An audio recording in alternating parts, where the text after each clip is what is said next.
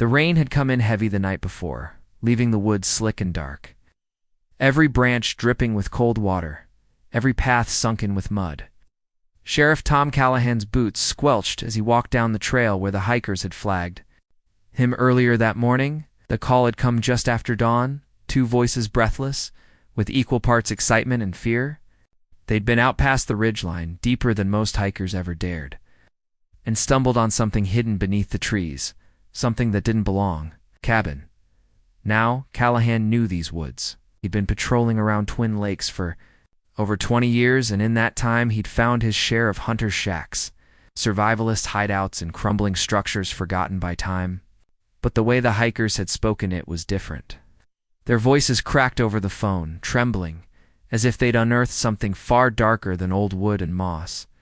He had come alone, not yet willing to summon a team until he saw what exactly they had found. The trees thickened as he made his way forward. The sky, still heavy with clouds, allowed only fragments of pale light to seep through the canopy.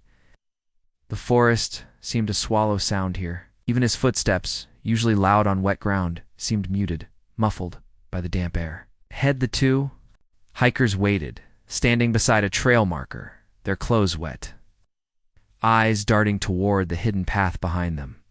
"You? The one who called?" Callahan asked, his voice low, steady. "Yes, sir," one of them said. A young man, maybe 25, his hair plastered to his forehead.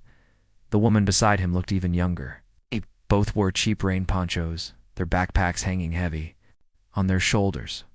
"Show me." They didn't need to be told twice. The young man nodded quickly, turning and leading the way. The path they took wasn't marked. It curved off into the dense thickets, half swallowed by brush, a place most would have ignored. Callahan followed, his hand brushing against the grip of his flashlight, though he didn't turn it on. They moved silently for several minutes, until the girl whispered, almost as if she feared the trees might hear her, "It's right up ahead. Odd. Just, you'll see." And then he did. The trees parted into a small clearing, so narrow it seemed carved rather than natural. At its center stood the cabin. It was squat, built from dark, rough timber, its roof sagging under years of neglect, yet not collapsed. The windows had been boarded over, the boards nailed in haphazard angles. Moss crept along its sides, water stains running down the grain. It was the kind of structure that seemed to rise from the forest itself, hidden from view unless you knew exactly where to look. But there was something else. Something that made Callahan's stomach knot. The door wasn't just closed. It was secured. 4 thick planks were nailed across it from the outside, as though someone had wanted to make damn sure that nothing inside or out could come or go. "How long has this been here?" he muttered to himself. The young man shook his head. "We've hiked out here for years. Never saw it before. It's like the forest just swallowed it. But look," he stepped forward, pointing the ground. "Nobody's been here in a while. Oh. But the boards, they're newer than the rest of it. Somebody sealed it shut not long ago." Callahan crouched down, running his hand along one of the boards. The wood was weathered but not rotted, maybe a year old, maybe less. His eyes narrowed. "What made you call this in?" he asked. The girl's eyes widened. The smell. At first Callahan hadn't noticed. The wet air masked it. But as he stood there breathing deeper, he caught it too. Faint, metallic. Wrong. The kind of smell that settled in the back of your throat, that made your stomach tighten. He'd smelled it before, too many times on too many calls. The smell of rot. "Stay back," he ordered, his voice harder now. He circled the cabin slowly, scanning the walls, the roofline, the earth around it. No chimney smoke. No footprints. No sign of recent human activity. Yet the smell was unmistakable, seeping out from between the boards, clinging to the damp air. When he came back around to the front, he pulled out his radio. Static cracked through the receiver. He pressed the button. "Dispatch, this is Callahan. I'm going to need a team at grid marker E17. Possible structure, possible remains, send backup." The hikers shifted uneasily. The girl whispered, "Remains?" Callahan didn't answer. Instead, he retrieved the small pry bar from his pack. He'd been on enough calls to know he might need it. Hiker stepped further back as he wedged it beneath the first board. It creaked, groaned, then gave way with a splintering snap. He tossed it aside, moving to the second, then the third. Each came loose reluctantly, as though they'd rather stay fixed. When the last board fell, Callahan stood before the door. He hesitated only a second before wrapping his hand around the knob and twisting. It opened with a slow, reluctant sigh. The air that poured out was thick, heavy, suffocating. Callahan pulled a sleeve to his face, his jaw tightening. He stepped inside. The hikers did not follow. The cabin was one room. A single, cramped space lit by the dull light that crept through cracks in the boards. Dust swirled in the air, disturbed by his entrance. His eyes adjusted slowly, sweeping over the interior. A table sat in the corner, its surface scratched, a lantern resting on top. 2 chairs beside it. Against the far wall, a wood stove rusted, its pipe running crookedly into the roof. A small cot pressed into the other corner, its blanket matted and stiff with mildew. And then, in the middle of the floor, he saw it. A trunk. It was heavy. Iron-bound, its lid sealed shut with a padlock. Stains marred the floor around it, dark and uneven, soaking into the wood. Callahan's heart thudded once, hard. He crouched, running his flashlight beam over the trunk, over the stains, over the marks on the floorboards where something heavy had been dragged. The smell was strongest here. He swallowed, his mouth dry. He'd been in this line of work long enough to recognize what this might be. It's too long. Behind him from the doorway, the girl whispered, her voice trembling. "What is it?" Callahan didn't look back. His eyes stayed locked on the trunk.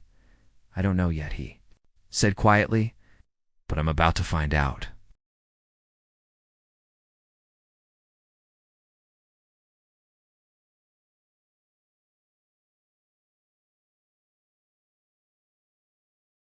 The cabin was no longer a secret.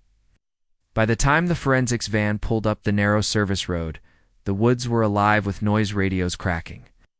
Deputies exchanging terse words, camera shutters clicking in the dark interior.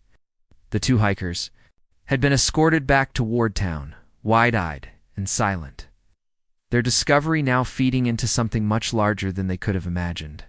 Sheriff Callahan stood with his arms crossed just outside the doorway, his face drawn tight, watching his people work. The trunk had been pried open. Inside had been no treasure, no forgotten tools of survival, just fragments of clothing. Scraps of fabric stiff with decay and bones. Not whole skeletons, not laid out in order, but broken pieces jumbled together like trash.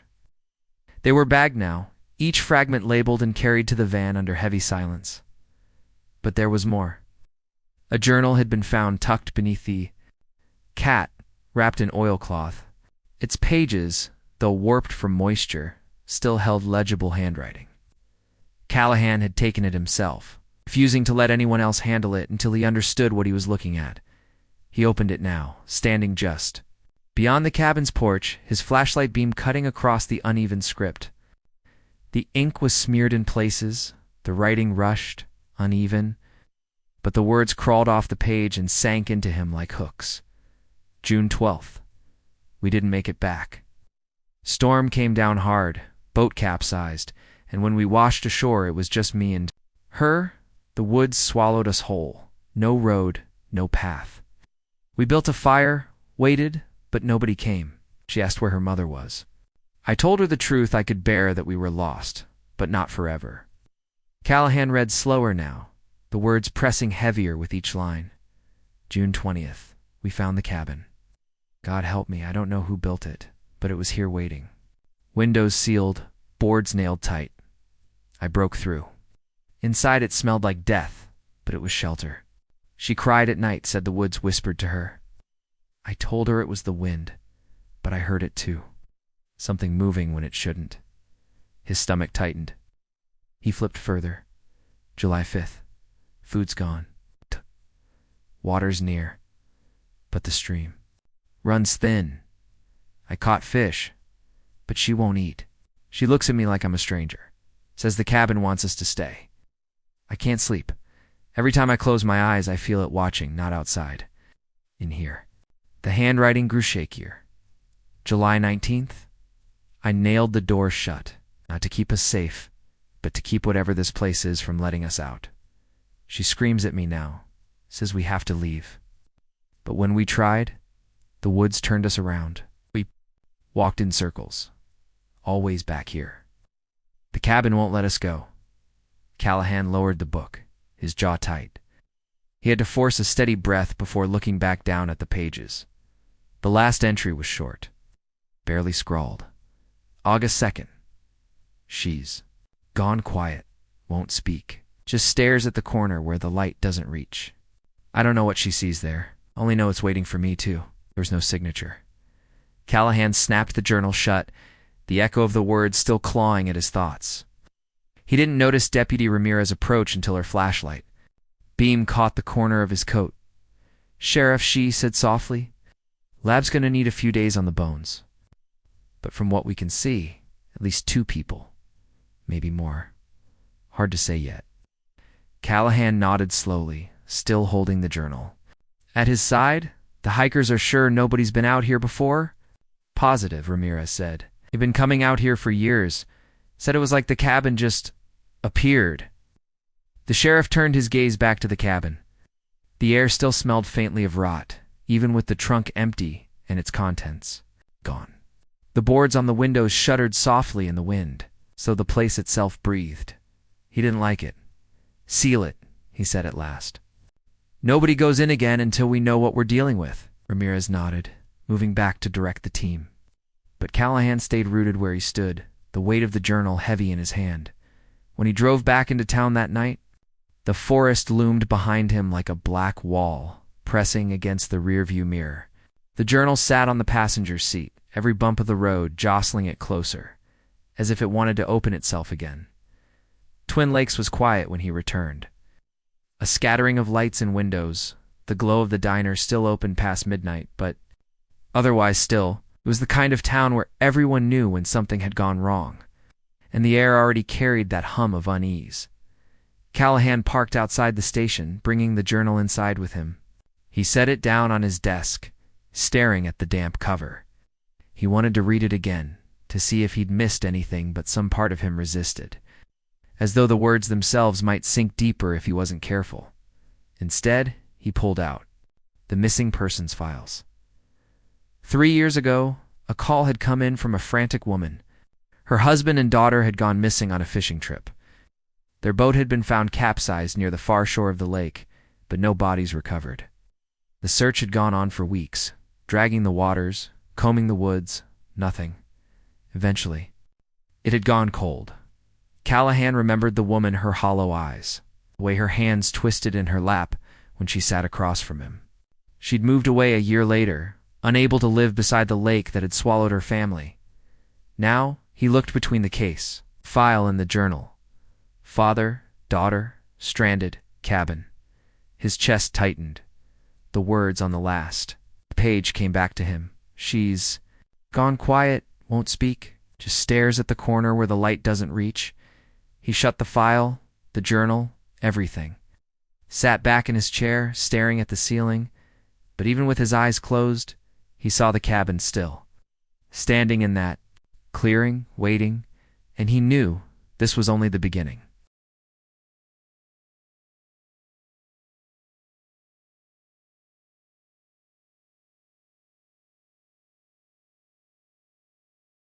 The call came just after midnight.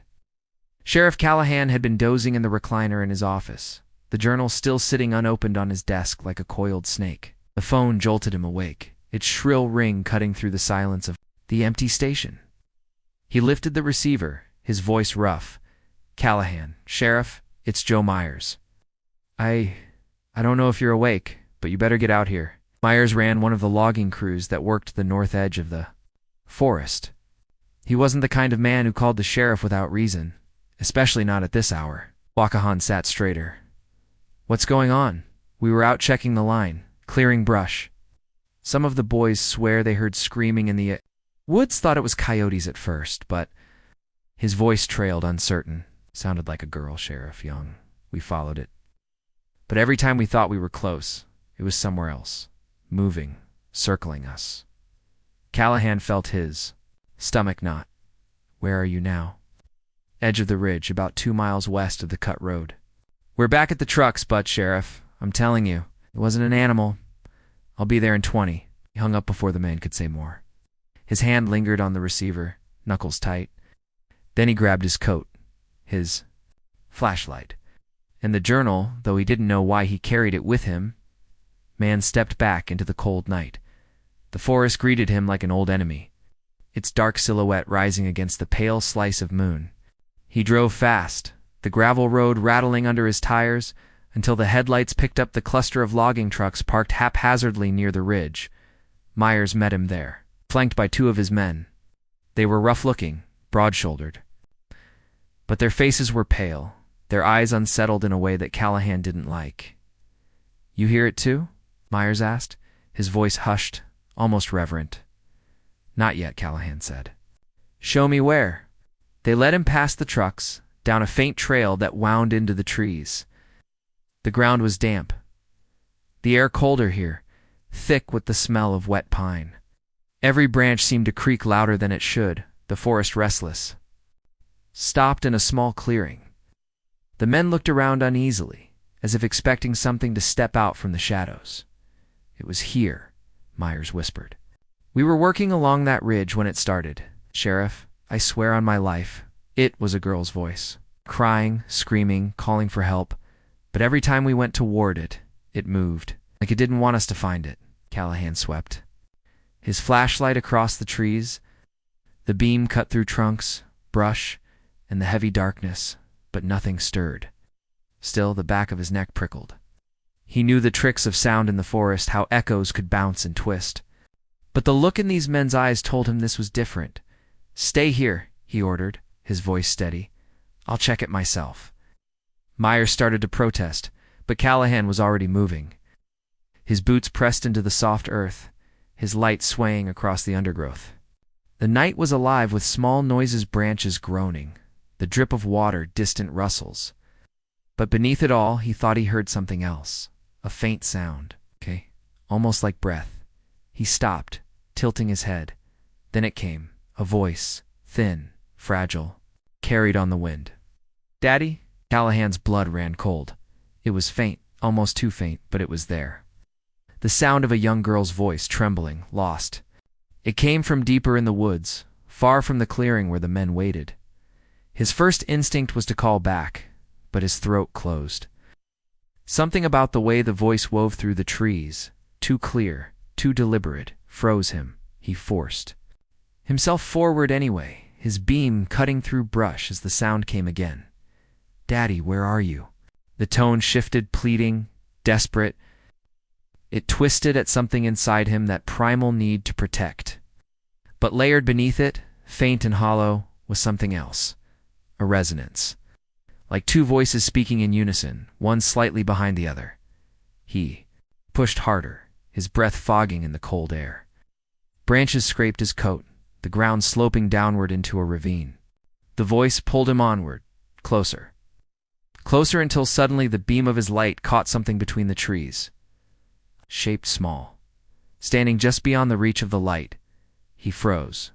It looked like a child, a girl, barefoot, her hair tangled.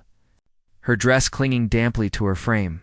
She faced away from him, head bowed, shoulders trembling. Hey, he said cautiously, his voice low but firm. It's okay.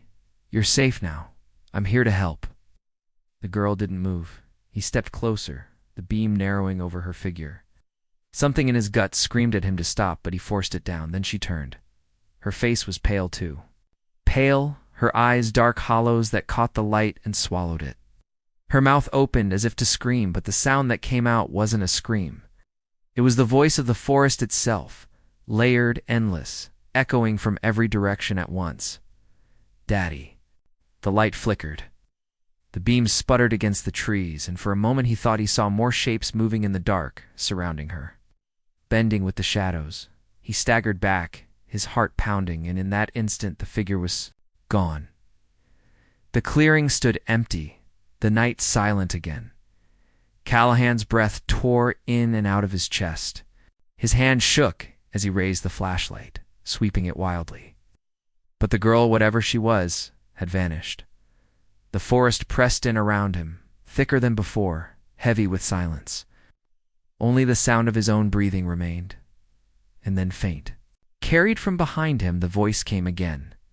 "Sheriff." Oh. It wasn't the girl this time. It was Ramirez. He spun the light, catching her face as she approached through the trees, her own beam cutting across the ground. She looked shaken, her eyes darting around. "What the hell are you doing out here?" she demanded, her voice too sharp, too nervous. Following a lead, he said tightly. She frowned. "The men said you went after a scream. You didn't hear anything on the way in." Callahan opened his mouth, then shut it again. His throat felt dry. "There was someone here," he said finally. "A girl." Looked about the same age as he stopped himself. Ramirez's eyes narrowed. "Same age as who?" He hesitated, the weight of the journal heavy in his coat pocket. "Same age as the daughter," he said at last, from the file. Ramirez stared at him a long moment before glancing toward the trees. "There's nothing here now." Callahan didn't answer. He just kept staring into the dark where the girl had stood, his mind turning, twisting, the echo of that voice burrowing deep.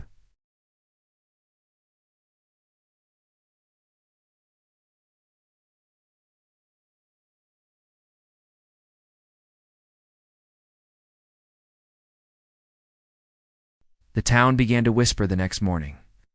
It always happened fast in a place like Twin Lakes, faster than the sheriff's office could manage the facts. By breakfast, word had already spread that the hikers had found a cabin that Bones had. Ben pulled out in bags that some kind of journal was recovered. By noon, the story had twisted into something worse. Folks said the cabin wasn't new, that it had been there for generations. Some said it had belonged to an old trapper who went mad in the woods and murdered his family. Others swore it was part of the railroad days, a hideout for men who never came back. The details shifted with every telling, but the fear in people's voices stayed the same. At the diner, Callahan overheard bits of it while he nursed his coffee. He didn't linger. The last thing he wanted was to feed speculation with his presence. But he knew the damage was already done. The cabin was no longer just an investigation. It was a story, and stories in a town like this had power. Back at the station, Ramirez was waiting with fresh reports. She had dark circles under her eyes.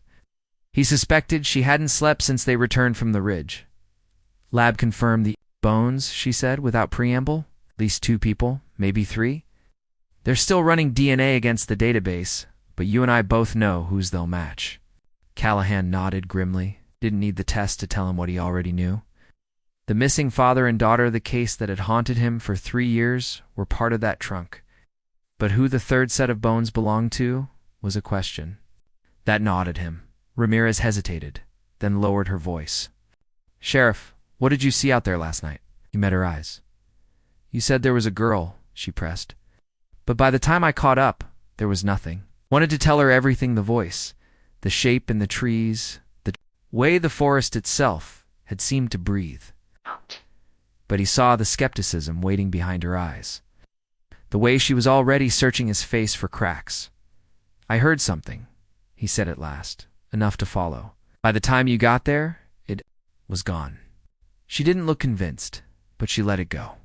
For now, the rest of the day passed in a blur of paperwork and calls from county officials wanting updates he didn't have. But all the while, the journal sat on his desk like a silent demand. By evening, he couldn't ignore it any longer. He opened it again, turning past the entries he'd already read. August 10th, she won't eat. She just stares and stares. I try to sleep, but the cabin won't let me. I hear scratching in the walls. Sometimes I think it's rats. Sometimes no, it's not. She says it talks to her when I'm not listening.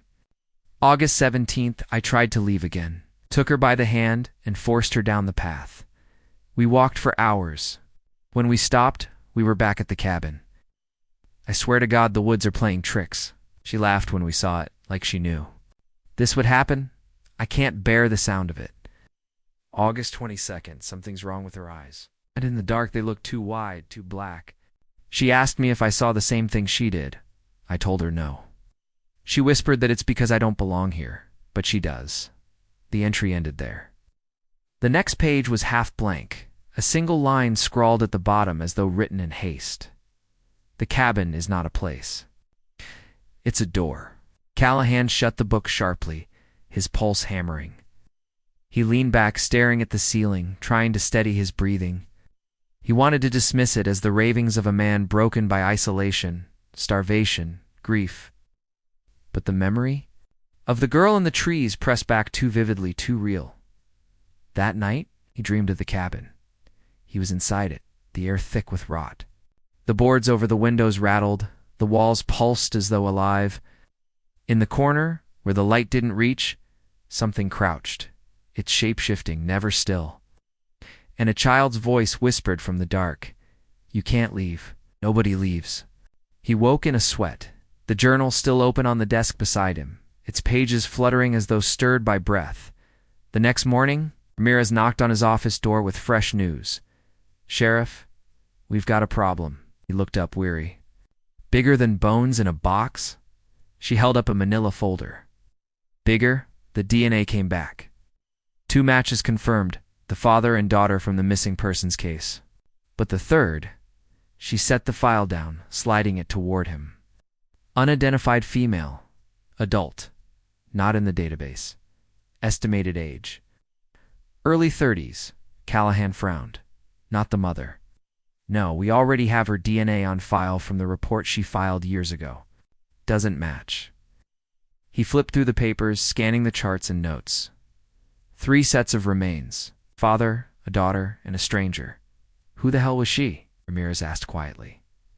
Callahan had no answer. He leaned back in his chair.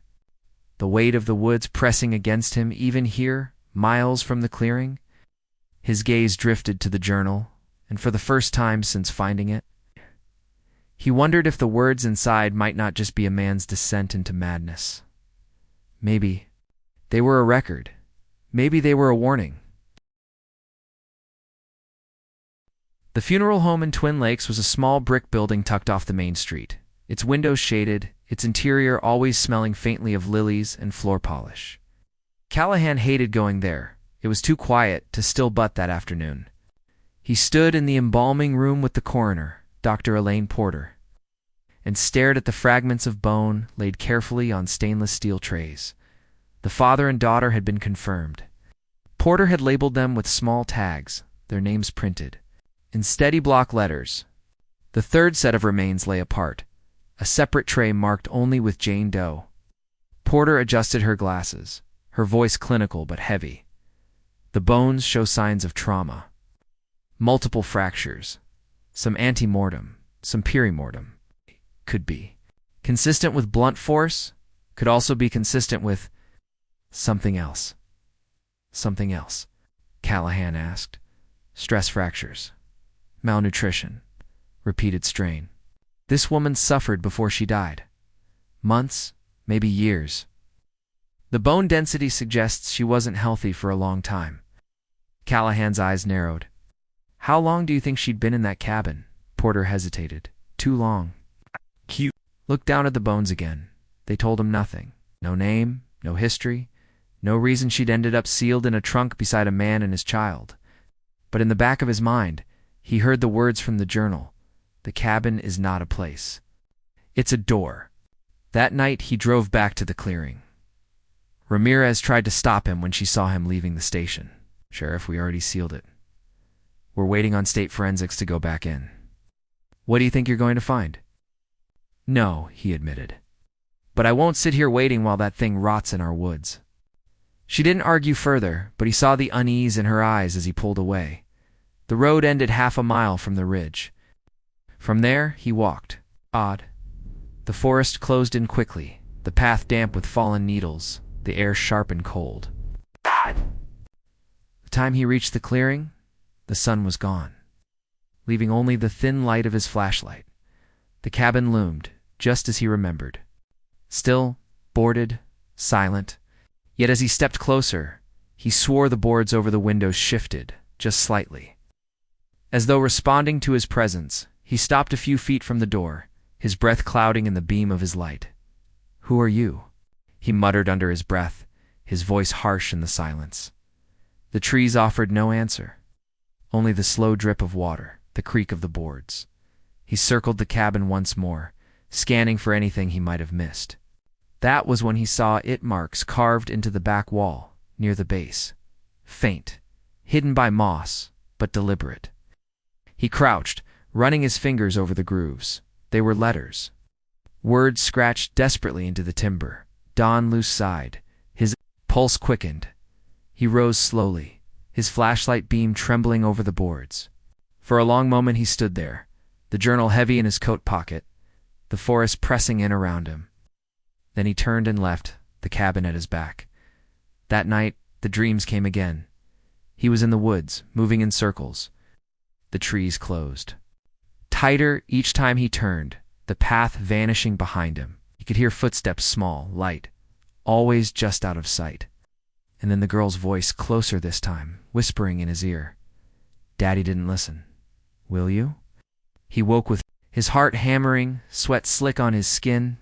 The journal lay open on the desk beside him, though he didn't remember touching it. A new page was marked with a ribbon he swore hadn't been there before. Hesitated, then read, September 3rd. The boards aren't keeping it out anymore. It whispers through them, through the cracks. I feel it in my bones. She doesn't cry now. She smiles in the dark. Says it's teaching her. Says I should let go. I nailed the trunk shut to keep it from spreading, but I don't know how long. That will hold. God forgive me. The entry ended abruptly, the rest of the page blank. Callahan shut the book, his hands trembling. He leaned back in his chair, staring at the ceiling, and for the first time in his career, he wondered if the truth he was chasing was something he didn't want to find.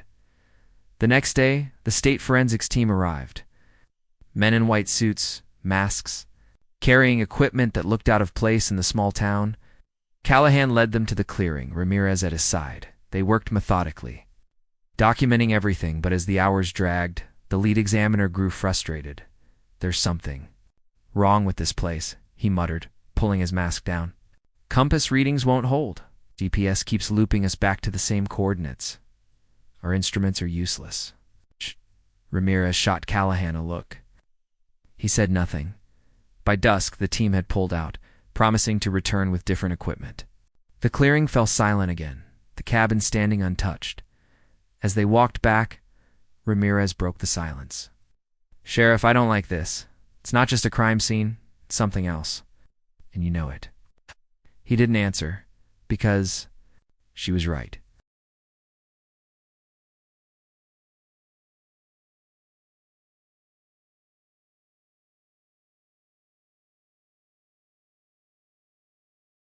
The rain came back heavy that night, hammering the roof of the station until the sound drowned out thought. Callahan sat in his office, the lamp throwing long shadows across the walls. The journal lying closed, but insistent on the desk before him. Every time he tried to push it aside, it seemed to edge back into his vision. He hadn't touched it since the last entry, yet the urge grew stronger by the hour, like the book itself was waiting for him to open it again. He resisted. Instead, he pulled the missing persons files from the cabinets, stacking them in uneven piles. He spread photographs across the desk. The father, his young daughter with her gap-toothed smile, the wife who had begged him for answers. He stared at their faces as if they might speak to him now, as if they might tell him what had happened in that cabin. But another face haunted him more. The pale figure of the girl he'd seen in the woods, the way her eyes had swallowed the light. He hadn't told anyone about that moment in full. Not Ramirez, not the men on the ridge. Some part of him feared saying it aloud would make it permanent. The phone rang just past midnight. He snatched it up, his voice sharp. Sheriff. Callahan. There was silence at first. Only the faint hiss of the line. Then a voice. Female, soft, trembling. You shouldn't have gone back. His grip tightened on the receiver. Who is this? You opened it. Now it knows you. It doesn't let go once it sees you. His heart hammered. Who is this? The line clicked dead. He sat there, the dial tone droning in his ear, until the rain swallowed even that. The next morning, Ramirez was waiting by the coffee pot, her face drawn. Sheriff, we need to talk. He poured a cup. his hand steady despite the sleepless night. "About what?" "About you," she said bluntly. "You're unraveling. You're chasing this thing like it's personal, and the whole damn town can see it. People are scared, Tom. They're saying the woods are cursed, that the cabin's always been there. I've heard 3 different versions of the story in the diner alone." He sipped the coffee, bitter and black. "Stories don't matter, facts do." "Then tell me the facts," she pressed. "Tell me what you saw out there. The truth this time." He hesitated, the memory of the girl rising again. But before he could answer, the front door of the station slammed open. A man stumbled in, soaked through, his face pale, his eyes wild. Callahan recognized him at once, Peter Dalton, a trapper who kept to the far woods. "They're gone," Dalton shouted, his voice cracking. "My dogs, my gear, everything gone. The forest took them." "Slow down," Callahan ordered, stepping forward. "What happened?" Dalton's hand shook as he gripped the counter. "I set camp near the ridge last night. Same place I've set for years. Woke up and the dogs were gone. Tracks led straight into the trees, but they circled back, over and over like something was walking them in loops. My gear's gone too. Tent shredded. It's the cabin. It's pulling everything in." Ramirez shot Callahan a sharp glance. "Where exactly?" Callahan asked. Dalton rattled off directions, his voice trembling. "Sheriff, I swear I'm not crazy. There's something in those woods. It watches. You can't see it, but you feel it." Callahan placed a steady hand on the man's shoulder. "Go home, Peter. Rest. I'll look into it." Dalton shook his head violently. "You don't get it? Once it sees you, it doesn't stop. You'll see her too. You'll hear her. And then it's too late." He left as suddenly as he came, the door slamming shut behind him. The office was silent. Ramirez broke it first. "Sheriff, how many more times are we going to pretend this is just evidence?" That was the 3rd person in a week saying the same damn thing. Callahan didn't answer. He went back into his office, shut the door, and pulled the journal into his hands. He opened it again. September 10th. It whispers my name now, in her voice, but not her voice. I can't remember the sound of her laughter anymore, only the sound of the cabin breathing. I nailed the boards tighter, but the nails bend in the night. Sometimes I wake, and the door is open. She says it's letting itself in. She says it loves us. September 16th. I don't know if she's my daughter anymore. She looks like her, but her eyes are wrong. Too deep, too black. When I ask her what she sees, she just smiles and says, "Soon you'll see too." September 21st. I hear a woman now, not my wife. Someone else. She sings in the dark. The girl hums along. I can't make it stop. Can't make any of it stop. The words trailed into a scrawl, ink blotting across the page. Callahan closed the book slowly. His hand trembled, just slightly. He thought of the 3rd set of remains. It's the unidentified woman. It's the adult female who had died alongside the father and daughter. A cold realization pressed into him. Whoever she was, the journal had already written her into its pages.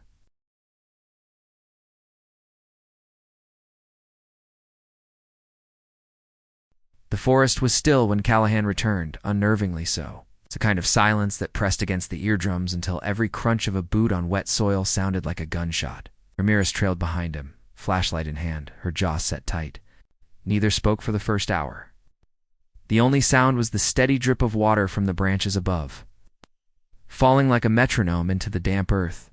They were following Dalton's directions, winding deeper past ridges where moss grew thick over.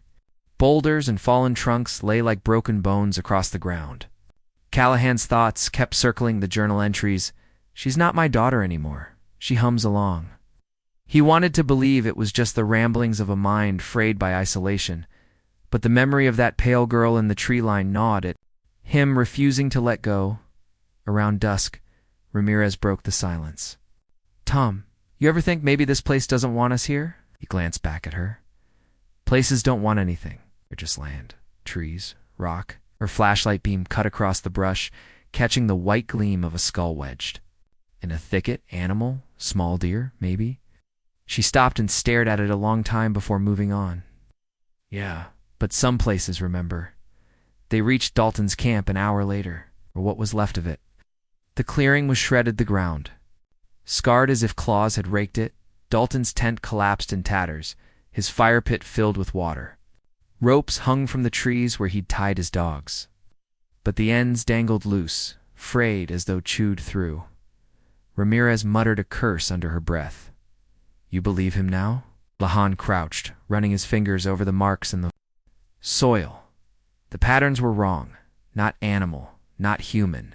Circular, repeating, overlapping, until they blurred into something unrecognizable. His stomach tightened. Tom, Ramirez whispered. He followed her gaze at the far edge of the clearing. Half hidden in the trees stood a figure, small, thin. A girl. Her dress clung wet to her frame, her hair plastered across her face. She stood utterly still, her hands hanging limp at her sides.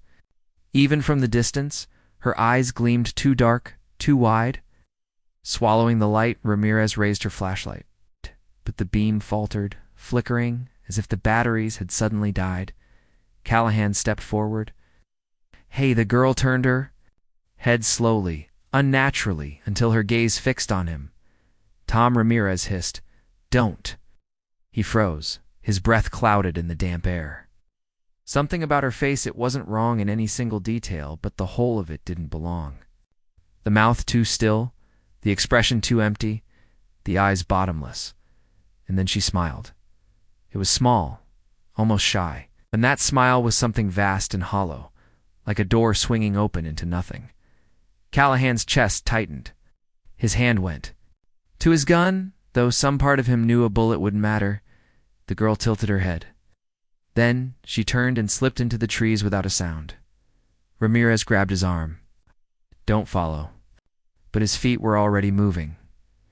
The woods swallowed them quickly, branches clawing at his jacket, roots catching his boots. He could see her ahead, always just out of reach, her pale dress flickering through the undergrowth like a lantern.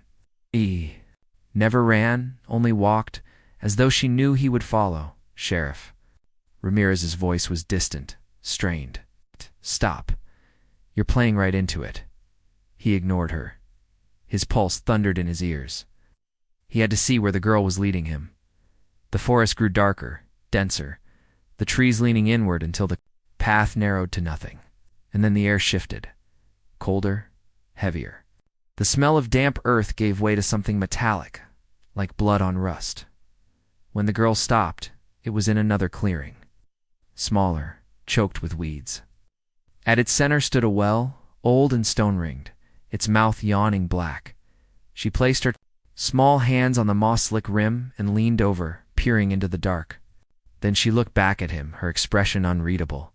Do you hear it? She asked, her voice so soft it barely disturbed the air. He swallowed hard. Hear what? She tilted her head again. It's calling you too. Before he could answer, she climbed onto the rim and dropped soundlessly into the black. Jesus Christ. Callahan lunged forward, peering down. The well was deep, impossibly so.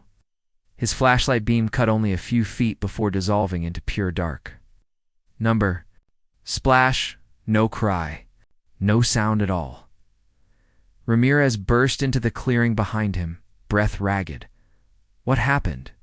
Where is she? He shook his head, the words catching in his throat. She jumped. Ramirez's face paled. Into what? Callahan stared into the well, the darkness staring back. His skin prickled. Somewhere below, faint, almost imperceptible, came a sound. A humming. Low, steady, familiar, the tune the girl had hummed in the journal. Ramirez grabbed his shoulder. We're leaving now. But Callahan couldn't move. His body felt rooted. To the stones. The hum grew louder the longer he listened, winding through his skull, tugging at something deep inside him. Only when Ramirez yanked him back hard did the sound break, leaving him gasping in the cold air. Tom, she barked. Whatever you think you saw, whatever you think you heard, it wants you. Don't give it what it wants. He nodded, though his eyes lingered on the well. on the darkness that seemed to pulse like a living thing. As they turned to leave, the humming followed, faint at first, then stronger, threading through the trees until it seemed to come from everywhere at once, and beneath it. For the briefest moment, Callahan thought he heard a voice whisper his name.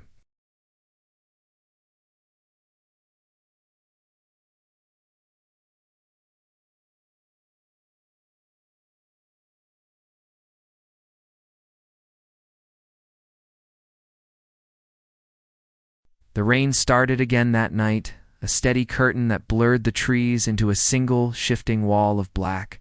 Elhan and Ramirez made it back to town just before midnight, both soaked, both silent. Neither wanted to say what they'd seen. At the clearing, as though giving the memory words would solidify it, make it real in a way they weren't ready to confront. But Callahan couldn't sleep. The humming still pulsed faintly at the edges of his hearing, even in the quiet of his home. He sat in the dark kitchen with a bottle of whiskey half gone, staring at the rain sliding down the window. Every shadow seemed to shift when he wasn't looking. Around 3 a.m, the phone rang. He let it ring twice before snatching it up, hoping against reason it wasn't about the case. Sheriff Callahan. The voice was male thin, and rasping like breath strained through old cloth. He frowned. "Who is this? You went to the well?" The glass slipped in his hand and shattered on the floor. He gripped the phone tighter. "Who the hell is this? You saw her? You heard her? A wheezing cough on the other end?" "Ooh, they're already inside you now." "Listen to me," Callahan said, his voice low, sharp. "If this is some kind of sick joke, it isn't a joke." Ow! The voice grew quieter, almost a whisper. 3 years. 3 years they've been feeding. And now they've found another door. Then the line went dead. Callahan sat frozen, the dial tone buzzing against his ear. By dawn, he was back at the station, bleary-eyed, scanning through missing persons reports. He dug up the original case file, the father and daughter Hood. Vanished on the fishing trip, photos yellowed at the edges. John Mercer, 43. Emily Mercer, 12. Smiling faces and snapshots now too fragile to look real. He flipped through the search reports. Dozens of volunteers, helicopters, dogs, nothing. The river turned up empty. The woods turned up empty, till Dalton's discovery of the cabin 3. Years later, and yet Emily's face, her pale, soaked figure at the tree line stuck in his mind. Not aged, not changed. As though no time had passed at all. Ramirez arrived mid-morning, hair still damp from the rain. She dropped a file on his desk without preamble. Found this in the county archives. 1956. A family vanished up near Pine Hollow. Wife and 2 kids. No trace. A year later, hikers swore they saw the youngest boy wandering near a creek. Ilala said he hadn't aged a day. Search parties never found him. Callahan stared at the file. Same woods? Close enough? He rubbed his temples. The humming swelled again in his ears, subtle, invasive. He clenched his jaw. We need to seal. That clearing the well. People keep stumbling out there. Ramirez leaned in. You don't seal it, Tom. You burn it. Salt it. Whatever the hell it takes. For a moment, he almost agreed. But the thought of fire, of destroying the well, sparked something deep in his chest. Not fear, not dread, resistance. As though something in him recoiled at the idea. Ramirez saw the flicker in his face. It's getting to you already, isn't it? He didn't answer. That evening, Callahan drove back out alone. He told himself it was just to look, to reassure himself that what he'd seen hadn't been a dream. The forest road was slick, washed in mist. He parked half a mile from the clearing and walked the rest, his flashlight cutting through the fog. Well-weighted, silent, ringed in moss and shadow, he stood at the rim, staring down. The humming rose instantly, curling around him like smoke, threading into his bones. His throat tightened, his pulse hammering, and then faint, drifting up from the depths, Dad. His blood froze. The voice was high, fragile, quivering with fear. Dad, please. I'm cold. I can't find you. Callahan gripped the stone so tight his knuckles whitened. He wanted to shout back, to throw himself in, to reach for the small, broken voice. but something in him hesitated. The voice changed. Softer now. Calmer, Tom. He staggered back. The voice had shifted, become older, richer, his wife's voice. The one he hadn't heard in 7 years, not since the cancer had hollowed her. Out, Tom, she whispered again. Don't leave me here. His knees buckled. He pressed a hand to his chest, fighting the ache of memory and longing. The well wasn't just a pit. It was a mirror. A lure, a mouth behind him, a twig snapped. He spun, gun raised. A man stood at the tree line, gaunt and hollow-eyed. His clothes hung in tatters, beard grown wild, face streaked with grime. But the eyes-piercing grabblue were unmistakable. John Mercer.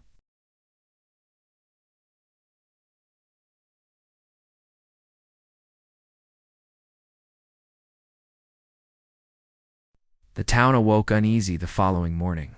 Storm had raked the valley overnight, leaving branches strewn across roads and power lines sagging like ropes ready to snap. People whispered about lights in the hills, strange shapes in the fog. At the diner, no one lingered long over their coffee.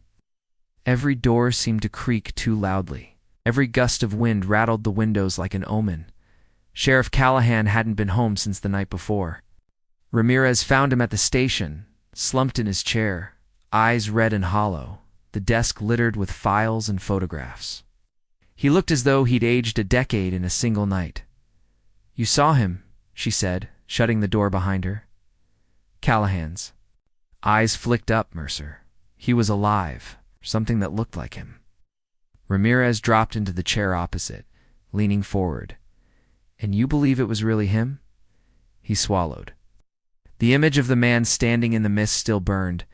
In his vision, the tattered clothes, the weather-beaten face, but the unmistakable eyes. It wasn't a hallucination. Ramirez rubbed her temples. 3 years, nobody survives 3 winters out there. Not without shelter, food, something. You know that. He said nothing. Callahan whispered. Just stared. And then he was gone. Like the woods swallowed him up. Silence pressed heavy between them, broken only by the faint hum of the fluorescent light above. Finally, Ramirez slid a folder across the desk. I started digging deeper. County records, old surveys, church reports.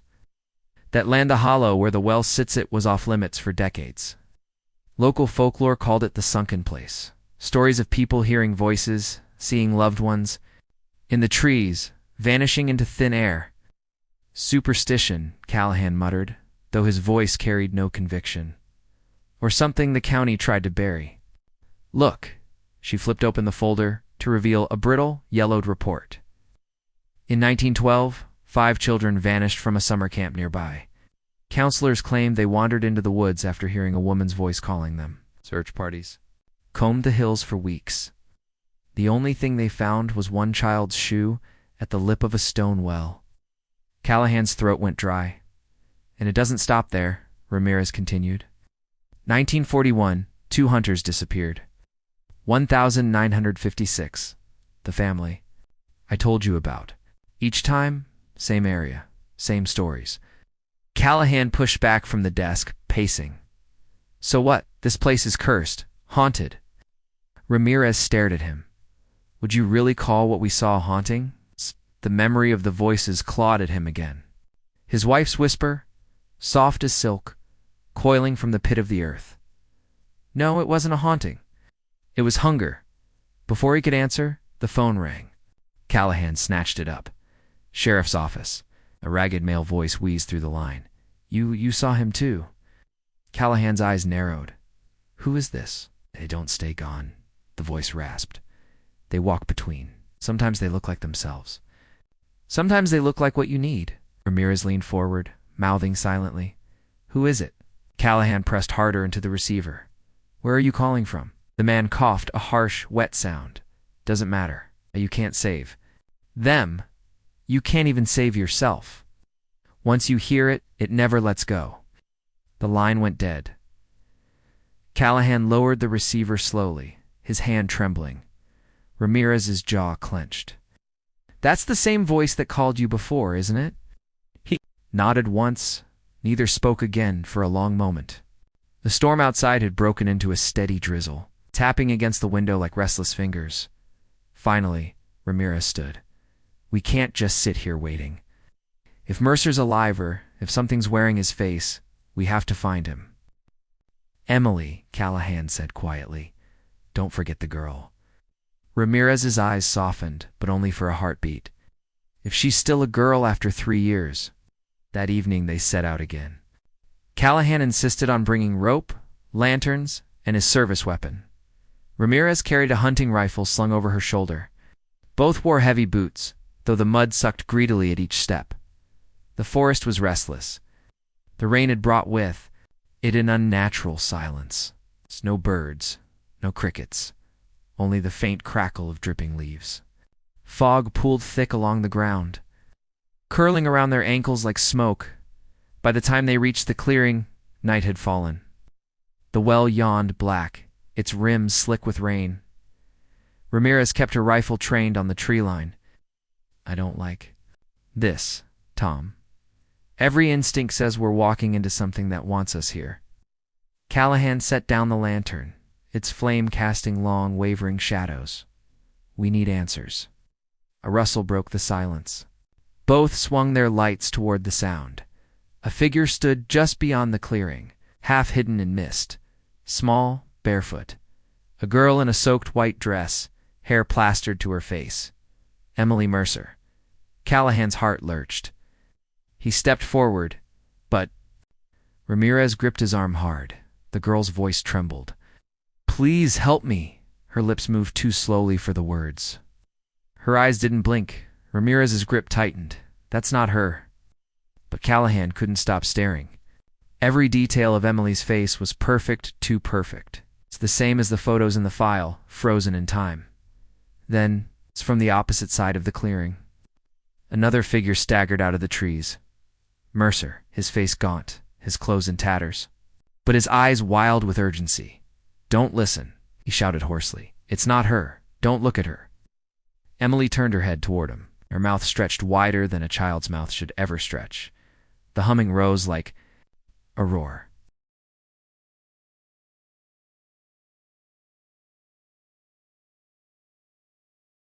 The clearing had become a cage of shadows and fog. The lantern's glow sputtered in the damp air, throwing warped shapes across the slick stones and the moss-streaked mouth of the well. Callahan stood frozen between the two figures. Emily, pale and still, her voice lilting like a wind through reeds, and Mercer, ragged and frantic, his cries carrying the rasp of a man who had clawed his way out of nightmares. "Tom," Ramirez hissed, rifle steady against her shoulder, eyes darting. Between them. The word struck him like a blow. Choose. The child who looked like innocence incarnate, or the man whose brokenness mirrored the years lost in the forest. Emily's lips curved into something too soft, too rehearsed. "Daddy said you would come. Daddy said you could bring me back." The way her head tilted, the angle of it not human, not right. Mercer stumbled closer, mud splattering up his bare legs. "It wears them, Sheriff. Wears them like skins." His hands trembled as he reached out, desperate, pleading. "She's gone. You see, she's gone?" The air thickened, pressing in on Callahan's chest. He tasted iron on his tongue, as if the fog itself was bleeding.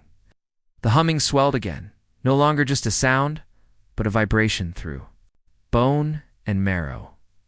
Ramirez whispered low, "We can end this. One bullet.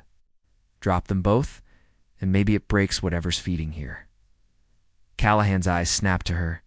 "And if we're wrong, then this doesn't stop," she said, jaw tight. "And the next family disappears, and the next after that." The child's head turned slowly, too smoothly, until her face was angled fully toward Ramirez. Her mouth opened, impossibly wide, and the voice that came out was not a child's. It was Callahan's wife, Thomas. It was her sigh, the one she'd breathe against his neck in the dark. "You let me drown. Don't let her drown too."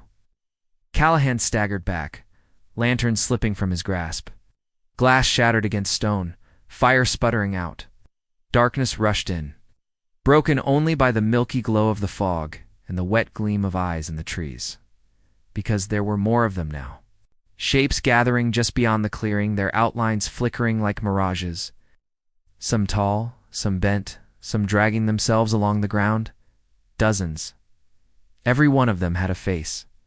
Faces of the missing, the hunters. The family from 1956, children. In turn-of-a-century clothes, hollow-eyed waxen, each mouthing silent words, pleading. Ramirez took a step back, rifle swinging. Jesus Christ. The thing wearing Emily began to move forward, barefoot steps soundless on the wet grass. Mercer screamed, hoarse and wild, and threw himself at her. His hands clamped around her thin shoulders. "Here a moment." It was father and daughter, locked together. Then the girl's body jerked, and a sound like splitting wood tore from her chest. She wasn't a child anymore. The skin sloughed from her like wet bark, peeling back to reveal something pale and veined too long. Of limb, too jagged of bone, its jaw distended, lined with teeth that gleamed like shards of glass. And yet, in its sunken eye sockets, the spark of Emily's face flickered and vanished. Like a candle snuffed. Mercer screamed again, but this time in despair, not rage. The thing dragged him down, limbs folding unnaturally, wrapping around him. Like ropes, Callahan moved before he could think. His revolver cracked through the clearing, the blast deafening. The bullet struck the thing's skull, snapping its head sideways. But it didn't fall. Instead, the others in the tree line moved closer. Their mouths opening in unison, and the humming became a shriek. Ramirez fired into the crowd, bullet after bullet tearing through the fog. Some of the figures staggered, collapsing into heaps of clothing that dissolved into soil, but more pressed forward, their faces stretching, warping. Back. She shouted, "Fall back." Callahan fired again, dragging Mercer to his feet. Blood slicked the man's face, his eyes wide and glassy. "She's still in there?" he gasped. "Die. Heard high swear she's still." The thing lunged, claws raking across Mercer's chest. His scream curdled into silence as the fog swallowed him whole, and then Callahan was running. Not thinking, not aiming, just running. Ramirez at his side, her boots pounding the earth. Behind them, the shrieking rose higher, warping into laughter. Into voices, into every whisper they had ever loved or feared. The forest bent around them, paths twisting where none had been, branches clawing like fingers. Callahan's lungs burned, his vision blurred. But he didn't stop until the glow of the station's floodlight pierced through the trees like salvation. They burst into the gravel lot. Mud-caked, soaked, trembling. The shrieking ceased. The forest. Behind them stood still, quiet, as though nothing had stirred. Ramirez bent double, gasping, rifle hanging limp in her grip. Callahan dropped to his knees, the revolver clattering from his hand. His ears rang with silence, silence more terrifying than the noise, because something had followed them, not in body, but in sound. In the back of his mind, faint but clear, his wife's voice still whispered, "Thomas, don't leave me here."